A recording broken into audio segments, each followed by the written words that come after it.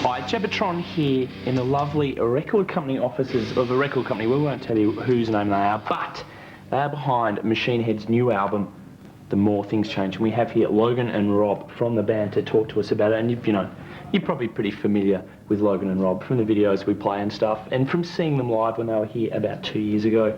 How are you? Doing all right. What's been going on in the time since you recorded Burn My Eyes and The More Things Change?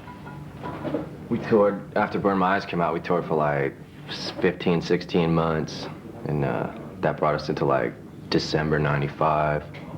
Had a member change, got our new drummer Dave McClain, and then we just started writing in January. Took about 6 months to write this record. Full on, like 6 hours a day, 6 days a week, working them songs, and then started recording in the like beginning of July.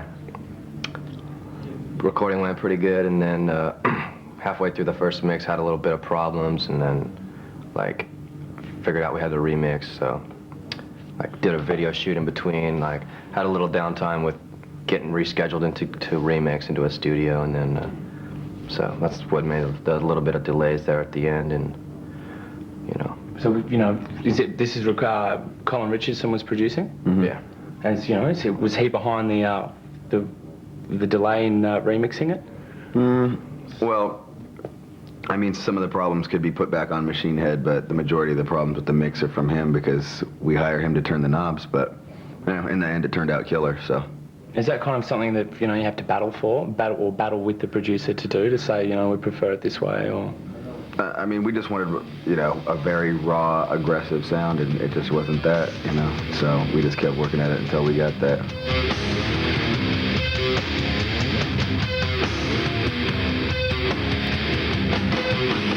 What kind of, you know, things have been going on in your life? What have you been, you know, dealing with? What are the themes in the album?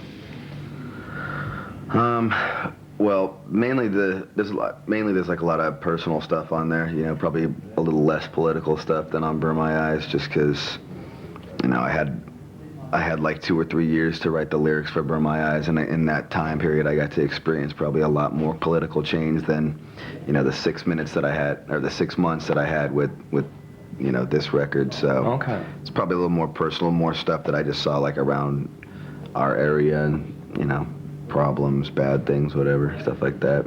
And do you guys write the songs together, or the whole band does them, or you write them, or you come up with different pieces? Me and him write like all the riffs, usually like at home write riffs, and then bring them to practice and just jam on them. And then like more riffs happen when he brings some riffs in, shows me, then I'll say, well, do this here, you know, spontaneous shit happens, and you know, basically that's how it goes. We just bounce it off each other, and things come together. We jam on it. If we get bored with it after a week or something, we just tear it apart and keep the good parts of it and rework it, you know.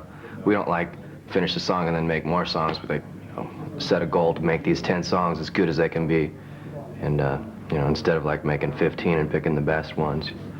So we just keep adding little things, and that's what makes the songs all that much better, the little things in there. When you were out here last time to play, you had a replacement drummer. Is he the guy that ended up joining the band? Nah, we got a guy named Dave McClain. He's killer, man. And does he come from another band, or? Yeah, he comes from another band, Sacred Reich. We'd never listened to him or anything. We just got turned on to him by a friend of ours, Borovoy Kurgan, who's a writer for Metal Maniacs in the States, and Igor from Sepultura. They were like, you gotta try this dude out, man. He's amazing, you know. And if Igor's saying words like that, you know, I mean, I consider Igor like an incredible drummer, so, you know. And he was right. Dave was killer. And it clicked first time? Yeah, pretty much. I mean, we were like jamming it, and we knew that was it, you know.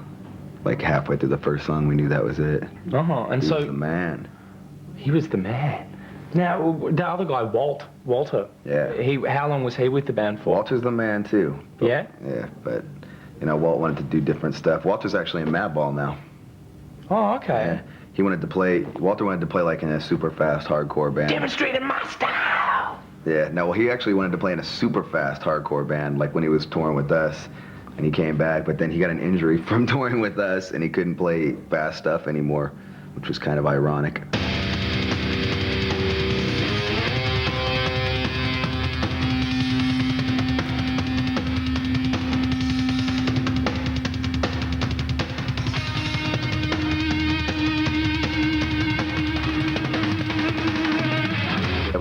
of strange people. We get Strange all kinds fans? of freaks. Yeah, we get all kinds of freaks at our shows. Yeah, obsessed fans? Guys with tattooed dicks and stuff. Oh, I can't say that, can I? Yeah, you can say tattooed dicks, Okay. absolutely. I'm going to get a John Wayne but that Bobbitt one t-shirt. In Detroit, there was this Yeah. guy walked up and he could like pop his eyes out of the socket, and his Yeah. eyes were like this popping out of his head, and it was like Out of the the weirdest, socket. weirdest Like thing this I've ever far. seen in my life. Without bungee jumping, he could get No, that he could, effect. he could just do. He could even do it like one one at at a a time. Yeah, it was pretty killer. So did you know, sign him or We pulled get him him up on stage. backstage? Yeah, we had him do it in front of the whole crowd so everybody could enjoy it. It was killer, man. We love Excellent. freaks. We're a bunch of freaks ourselves, so they all flock to us too, which is good. How did you feel about Sepultura breaking up? Sucks, man. It's a shame. They need to get back together. Would you have to have long hair to be into metal? No, not at all, man. You can have any. Don't matter how you wear your hair. It's what's inside your head. Excellent, thank you.